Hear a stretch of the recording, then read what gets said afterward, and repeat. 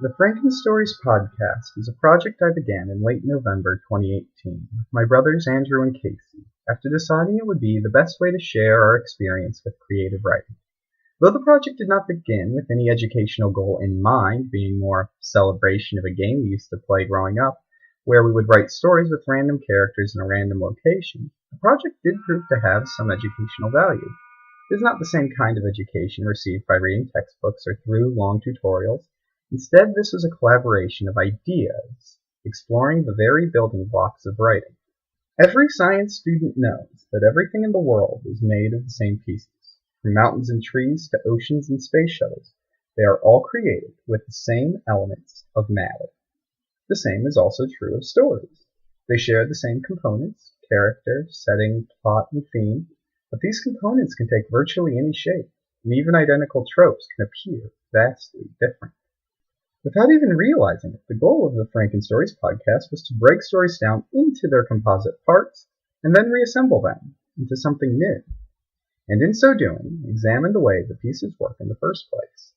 It was a creative writing exercise designed not only to create new stories, but understand the tradition of storytelling. This is not something I did alone.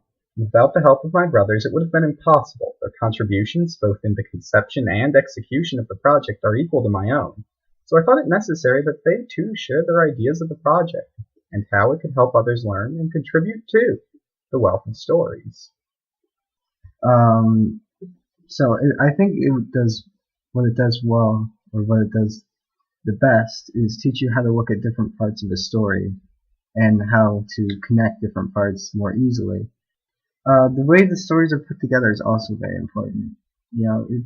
This project really helped me understand more on how stories can be put together with just a few tropes, and how a bunch of tropes can create these great stories that I actually still remember and I still love themselves.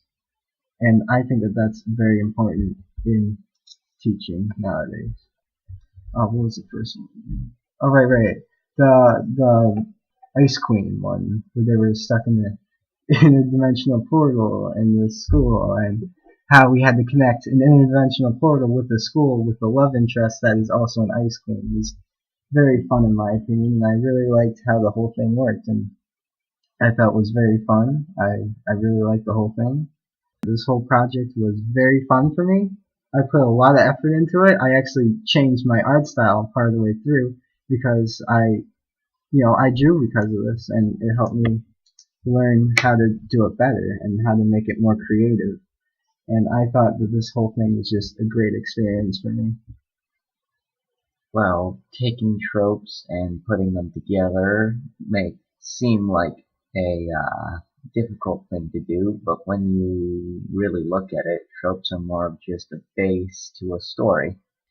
And when you put the base, it's something that you can work off of and build upon. And this project was, at least I believe, meant to show how you can use stuff that, although has been done before, can be done in different ways, many different ways to be honest. And in these unique ways they're used is what makes a story different from others. And by showing how the process is done, people will see that sometimes writing a story is much easier with a group of people than with one person. Although there are many things that could have been improved with this project, such as us not having that high quality of stuff from likes to even the hats we drew from were just hats that we had lying around the house that we taped pieces of paper to. More trope cards because there were many times that we kept drawing the same ones over and over. But in conclusion, I feel that this would be a good use for education because it shows how you do creative writing. Because when you describe something, there can still be details that are missed by people, but when you show them it, it's a lot harder to miss the more nuanced parts of something. And by showing the process that we use to creatively write, it can help people come up with other ways to brainstorm and come up with their own ideas. There is nothing in the world that does not have room for an improvement. And I am well aware of the shortcomings of this exercise and the podcast as a whole. The podcast was severely limited by the number of cards needed to provide unique stories every week, and by the end, 85 unique cards had been created, with the majority being used once and then set aside. Should this exercise ever be used in the classroom, allowing students to create their own cards is an excellent way to prevent running out, and give students some ownership over the stories they create, so long as they can be trusted not to add anything inappropriate or offensive, or such cards are isolated before beginning such an exercise.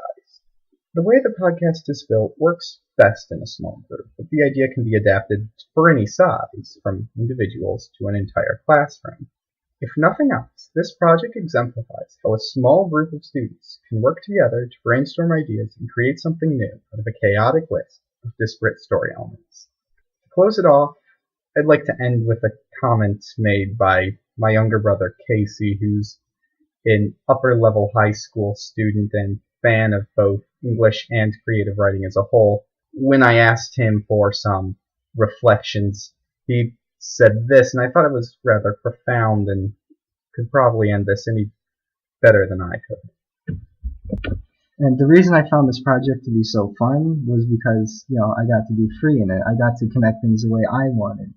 And I didn't have to, follow just directions. I got to learn how to think instead of what to think about. And I think that that's very important in schooling in general.